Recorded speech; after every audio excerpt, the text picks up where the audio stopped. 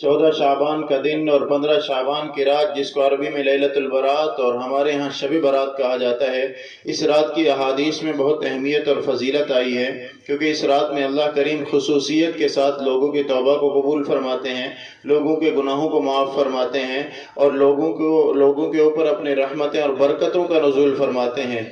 इस रात के बारे में बतौर ख़ास हज़रत अली करमल्लाहु वजहहू से रिवायत है। हज़रत अली रज़ियल्लाहु तआला अन्हु फरमाते हैं कि इदा कानत लैलतुन निस्फ़ि मिन शाबान फ़क़ूमू लैलहा वसूमू नहारहा, कि 15वीं शाबान की रात को इबादत किया करो और दिन को रोज़ा रखा करो। लेकिन इस जहन में रहे कि इस रात की इबादत और दिन का रोज़ा न फ़र्ज है, न वाजिब है, न सुन्नत है, बल्कि मुस्तहब है।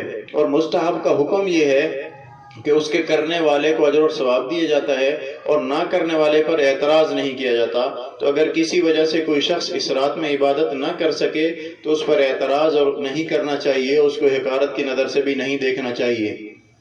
हज़रत आयशा रज़ियल्लाहु ताला अन्हा से रिवायत है, हुज़ूर अलैहिस्सलातु वस्सलाम ने हज़रत आयशा से पूछा, आया आयशा क्या आपको मालूम है कि इस रात में क्या होता है, यानी शब बारात में? हज़रत आयशा ने फरमाया, या रसूलल्लाह आप ही बता दीजिए।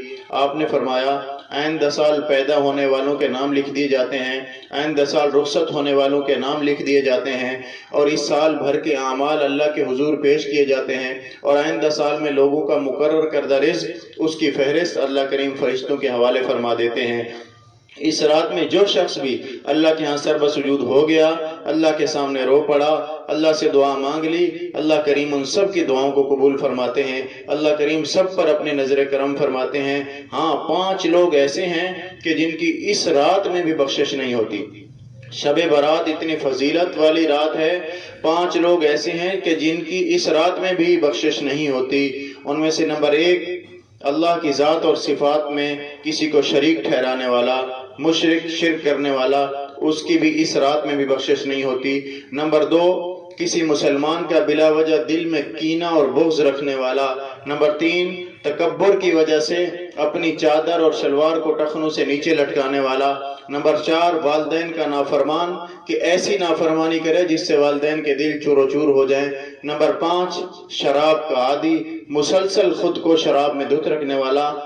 ऐसे ये 5 लोग हैं, इन लोगों की शब बारात में भी बख्शिश नहीं होती। अल्लाह करीम हम सब की हिफाजत फरमाएं, अल्लाह करीम हम सबको इस रात की कदर करने की तौफीक अता फरमाएं।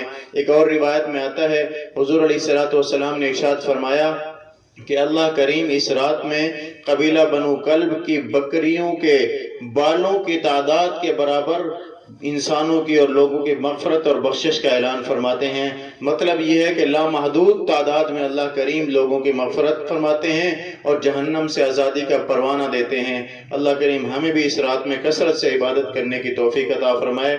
लेकिन इस रात में इबादत करने का कोई ख़ास तरीका हुज़ूर अलैहिस्सलातु वस्सलाम से, सहाबाए किराम से मनक़ूल नहीं है, जैसा कि हमारे यहाँ आजकल तरीके रिवाज पकड़ चुके हैं।